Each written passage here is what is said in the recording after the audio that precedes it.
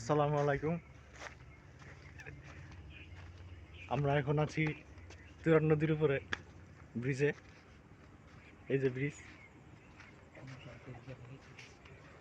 আমরা ফজরের নামাজ পড়ে বেরোলাম মাত্র।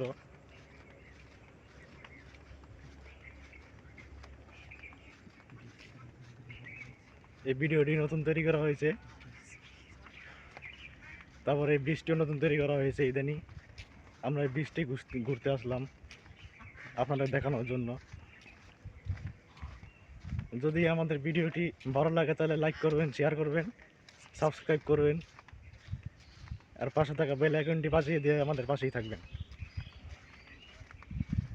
দেখুন এই সকালবেলার দৃশ্যটি কত সুন্দর, আকাশে মেঘ, নিচে নদী,